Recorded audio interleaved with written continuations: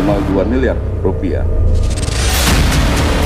Bahwa dia yang mempunyai barang dititip karena sudah memberikan 1 miliar untuk Pak Kapolres.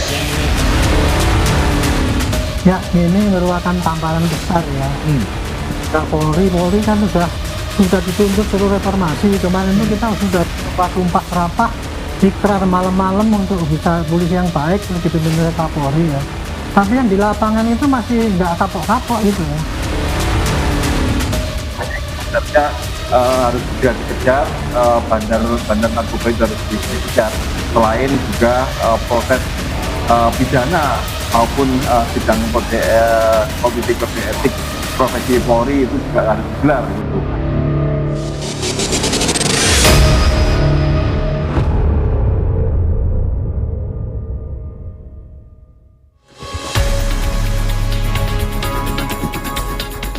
Barreskrim Polri telah menetapkan mantan Kapolres Bima Kota AKBP Didik Putra Kuncoro sebagai tersangka dugaan penyalahgunaan dan peredaran narkoba. Polisi menyatakan telah menyita sejumlah barang bukti narkoba dari rumah pribadi AKBP Didik. AKBP Didik dijerat dengan pasal pidana dan psikotropika dengan ancaman hukuman penjara seumur hidup atau maksimal 20 tahun dan denda hingga 2 miliar rupiah. Barreskrim Polri melakukan penggeledahan di rumah pribadi milik AKBP DPK di daerah Tangerang dan menemukan barang bukti berupa narkotika jenis sabu sebanyak 7 plastik, klip dengan berat total 16,3 gram. Narkotika jenis ekstasi sebanyak 50 butir, pil aprosolam sebanyak 19 butir, pil Happy Five sebanyak 2 butir, dan terakhir ketamin sebanyak 5 gram. Khusus terhadap AKBP DPK telah ditetapkan sebagai tersangka. Adapun ancaman pidana penjara seumur hidup atau pidana penjara paling lama 20 tahun dan atau pidana denda paling banyak kategori 6 senilai maksimal 2 miliar rupiah dan pidana penjara paling lama 5 tahun dan atau pidana denda paling banyak kategori 4 sebesar 200 juta rupiah.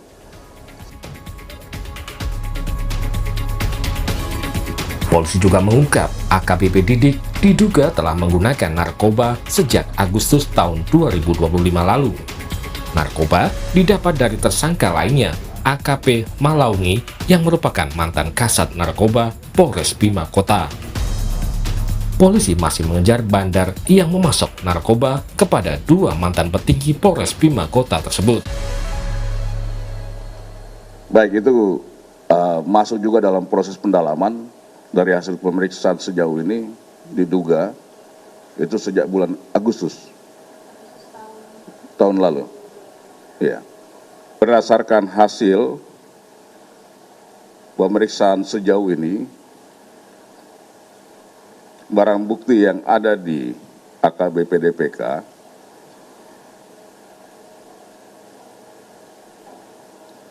diperoleh dari tersangka AKP ML ini dari salah satu toko jaringan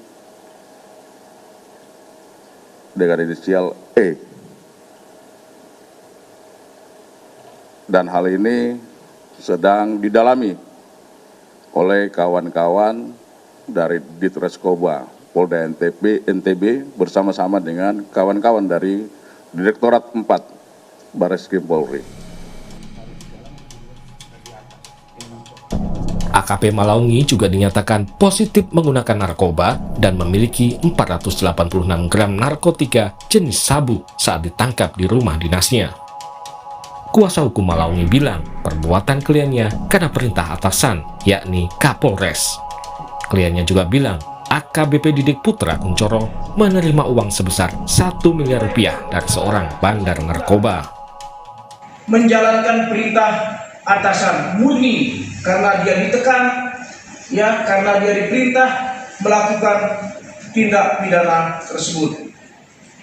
Dan konon barang yang ada atau yang ditemukan di dalam ruangan rumah dinas dari Kasat Narkoba tersebut adalah merupakan titipan bahwa dia yang mempunyai barang dititip karena sudah memberikan 1 miliar untuk Pak Kapolres.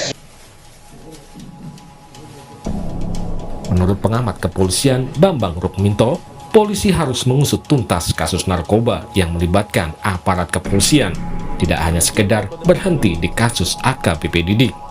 Polri juga harus melakukan evaluasi menyeluruh terhadap sistem di kepolisian.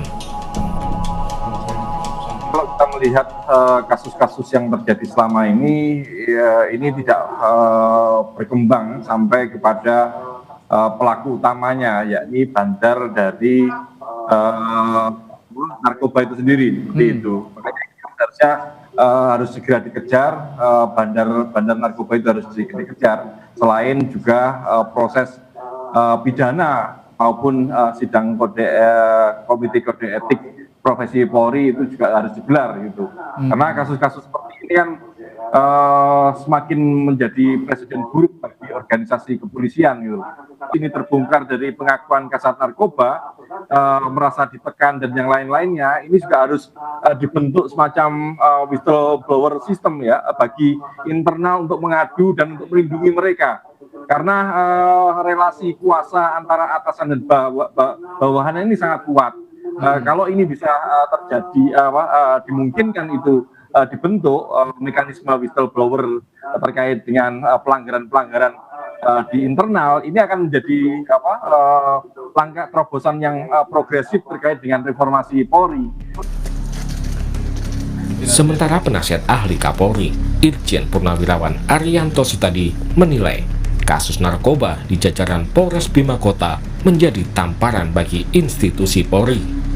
Arianto menyarankan agar polisi yang terlibat narkoba, proses hukumnya tidak perlu berlama-lama, langsung dicopot dan dipidana. Ya, ini merupakan tamparan besar ya. Polri kan sudah dituntut suruh reformasi. Kemarin itu kita sudah sumpah serapah, ikrar malam-malam untuk bisa polisi yang baik, dipimpin oleh Kapolri ya. Tapi yang di lapangan itu masih nggak kapok-kapok gitu ya.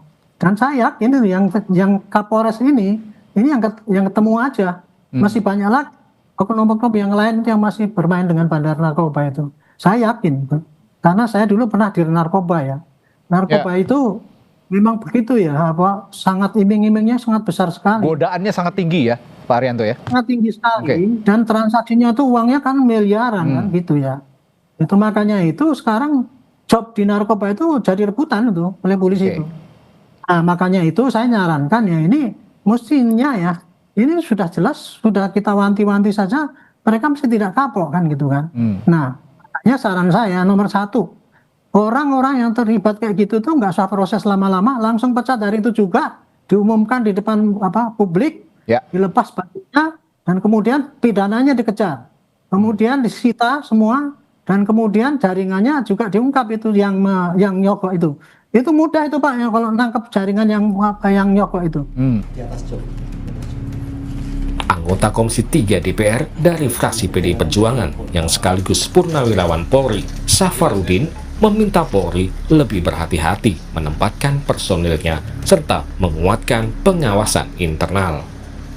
Orang-orang personil di Mabes Polri jangan sembarangan menempatkan orang. Pengawasan internal juga harus diperkuat. Tapi ini kan pengawasan ini belum berjalan sebagaimana mestinya gitu ya. Mantan Kapolres Bima Kota, AKBP Didik Putra Kuncoro, saat ini menjalani proses penempatan khusus atau patsus oleh Divisi Propam Polri. Sidang etik terhadap AKBP Didik akan digelar pada hari Kamis 19 Februari mendatang. Tim Liputan, Kompas TV.